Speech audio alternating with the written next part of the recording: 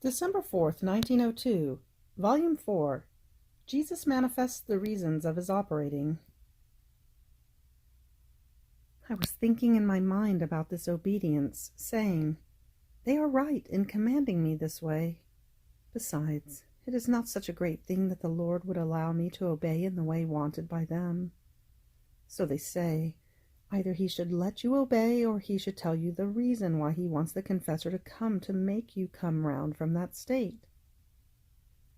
While I was thinking of this, my adorable Jesus moved in my interior, telling me, "My daughter, I wanted them to find the reason of my operating by themselves, because in my life, from the moment I was born up to my death, everything can be found, since the life of the whole church is enclosed in it.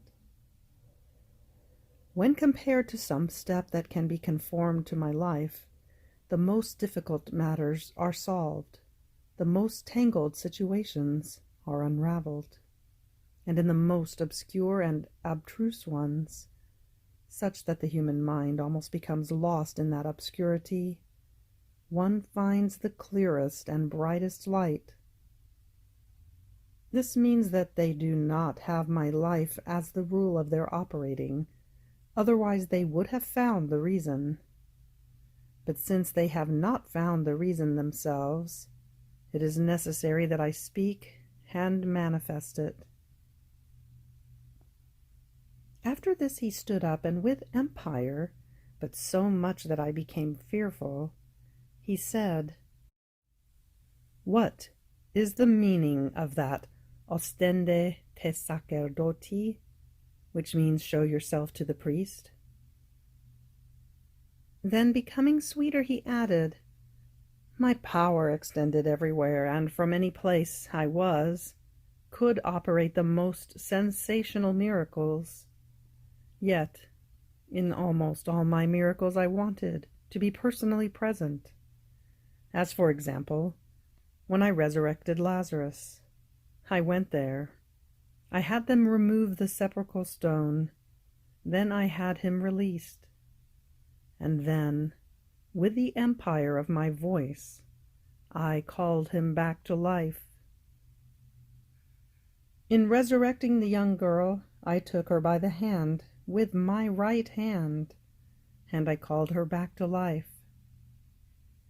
And in many other things, which are recorded in the Gospel, and which are known to all, I wanted to be there with my presence. This teaches the way in which the priest must behave in his operating, since the future life of the church was enclosed in mine. And these are things that pertain to you, though in general, but your specific circumstance they will find on Calvary. I, priest and victim, lifted up on the wood of the cross, wanted a priest to be present, to assist me in that state of victim. And he was St. John, who represented the nascent church. In him I saw everyone, popes, bishops, priests, and all the faithful together. And while assisting me, he offered me as victim for the glory of the Father and for the good outgrowth of the nascent church. The fact that a priest assisted me in that state of victim did not happen by chance, but everything was a profound mystery, predisposed ab aeterno, meaning from eternity, in the divine mind, intending that when I choose a soul as victim for the grave needs present in the church, a priest must offer her to me, assist her for me, help her, and encourage her to suffer. If these things are understood, fine. They themselves will receive the fruit of the work they offer, just like St. John. How many goods did he not receive for having assisted me on Mount Calvary?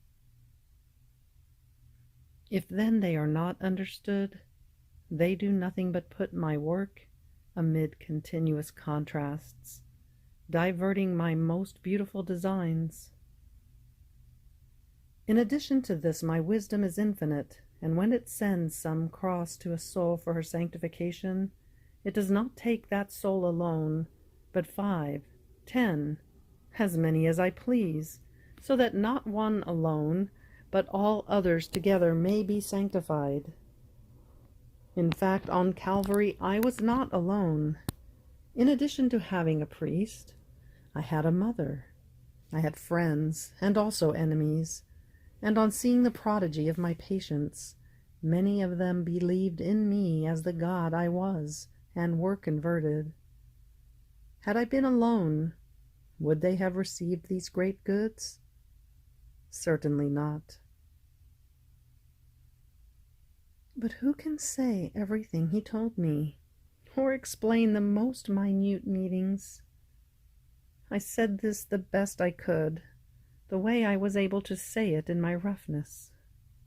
I hope that the Lord will do the rest, by illuminating them so that they may comprehend what I have not been able to manifest well. December 4th, 1904, Volume 6. It is easier to fight with God than with obedience. As I was very agitated, and with the fear that blessed Jesus no longer wanted me in this state, I felt an interior strength to go out of it. And this strength I felt within me was so great that, unable to contain it, I kept repeating, "I feel tired. I cannot take any more." And in my interior I heard being said to me, "I too feel tired. I can take no more. It is necessary that you remain completely suspended from the state of victim for a few days, so as to let them make the decision for wars. Then I will make you fall again. And then when they do make the wars, we'll see what should be done with you." I did not know what to do. Obedience did not want it, and fighting with obedience is the same as surmounting a mountain that fills the earth and touches the heavens, and without a path on which to walk, therefore insurmountable.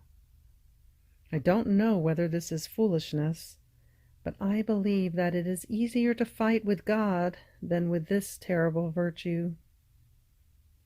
So agitated as I was, I found myself outside of myself in front of a crucifix, and I said, "Lord, I can take no more.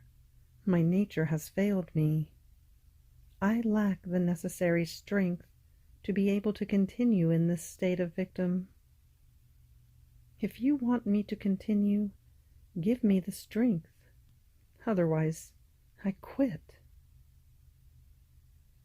While I was saying this, a fountain of blood gushed out from that crucifix toward heaven, and falling back over the earth, it converted into fire. Several virgins were saying, "For France, Italy, Austria, and England," and they were mentioning other nations, but I did not understand well.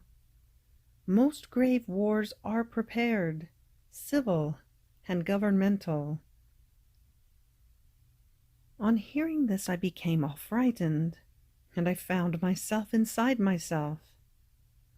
I myself could not decide what I should follow, whether the interior strength that pushed me to go out of the state of victim, or the strength of obedience that pushed me to stay. Both of them were strong and powerful over my weak and poor being.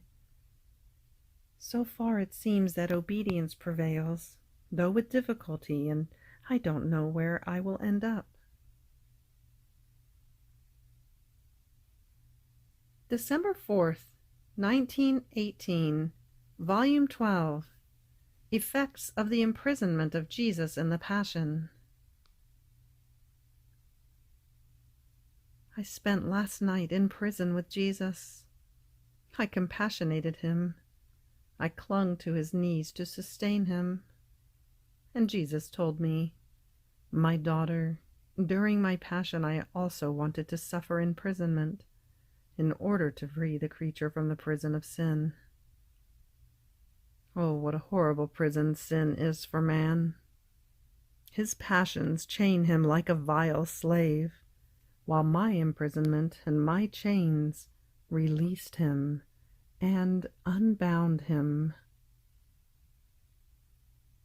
For loving souls my imprisonment formed their prison of love, in which to remain safe and sheltered from everyone and everything. And I released them to keep them as living prisons and tabernacles, which were to warm me from the coldness of the tabernacles of stone, and even more from the coldness of the creatures who, imprisoning me within themselves, make me die of cold and starvation. This is why many times I leave the prisons of the tabernacles, and I come into your heart, to be warmed and to refresh myself with your love. And when I see you are going in search of me in the tabernacles of the churches, I say to you, are you not the true prison of love for me?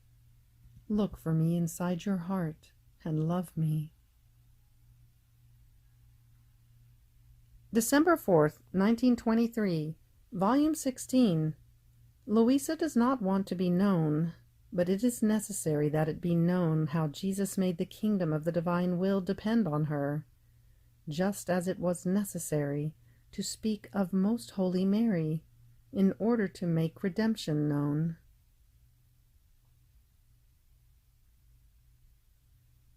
I was thinking about what I am writing on the most holy will of my sweet Jesus. The fact that blessed Jesus wants to say many sublime things about his holy will is right, because anything which can be said about it, its height, its greatness, its prodigies, and so forth, is all good. Even more, everything is little compared to what could be said. But always braiding this poor soul of mine with it, this should not be in there. It is his will what he should make known, not me. My poor person should not exist. More so since this whole thing is his, not mine. To me there is nothing left but the confusion of what he tells me. But in spite of this, obedience forces me to write, not only on the divine will, but also on the braiding he makes between me and his will. Now, while I was thinking about this, my sweet Jesus came out from within my interior, and squeezing me to himself told me, "My daughter, you are always my newborn of my will. And then, you are wrong.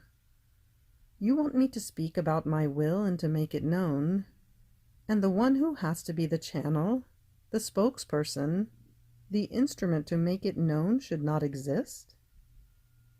If this thing were to remain between me and you, maybe it could work. But since I want my will to have its kingdom, and the kingdom cannot be formed only with one person, but with many people and of different conditions, it is therefore necessary that not only my will, the goods it contains, the nobility of those who will want to live in this kingdom, the good, the happiness, the order, the harmony which everyone will possess, be known, but also the one whom my goodness has chosen as origin and beginning of such a great good. By braiding you together with my will, by raising you above all the things of creation, I do nothing other than give more importance to my will, raising it more and giving it more weight. The more a king is good, holier, richer, more generous, more loving than his subjects, to the extent of placing his own life rather than allowing one who lives in his kingdom to be touched, the more that kingdom is esteemed and loved, arousing in all the desire to live in that kingdom. Even more, they compete with each other to see who would obtain such a fortune. Therefore, the good functioning of the kingdom and its importance derive from the knowledge of the king. By saying that you do not want to be braided with my will, you would want the kingdom without king, the science without master. the possessions without owner. What would happen to this kingdom, to this science, to these possessions? How many disorders, how much ruin would not occur? And I do not know how to do disordered things. On the contrary, the first thing in me is order.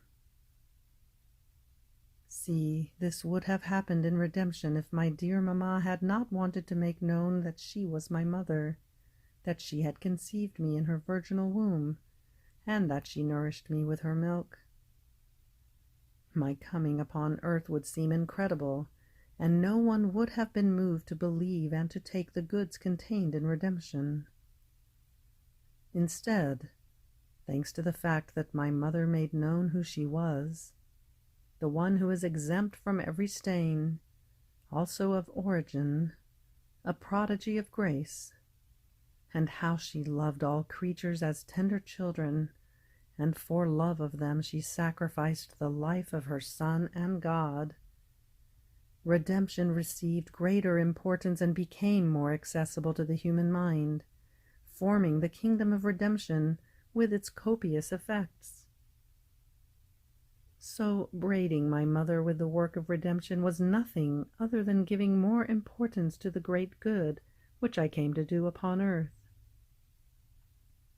Having to be visible to all, taking on human flesh, I had to use a creature of the human race, whom I had to exalt above all, in order to accomplish my high designs. Now, if this happened in order to form the kingdom of my redemption upon earth, in the same way, having to form the kingdom of my will, it is necessary that another creature be known, in whom the true reigning of my will must have its origin and beginning, as well as who she is, how much I loved her, how much I kept her sacrificed for all and for each one. In a word, everything which my will has disposed and poured into her. But by braiding you, it is always my will that stands out. These are ways and means in order to make it known. These are attractions, spurs, lights, magnets, in order to draw everyone to come to live in this kingdom of happiness, of grace, of peace, of love. Therefore let your Jesus do, who loves you very much, and do not want to afflict yourself, and even less be concerned about the way I carry out the braiding of my will with you. Think only about continuing your flight in the eternal boundaries of my supreme volition. End of December 4th. Fiat.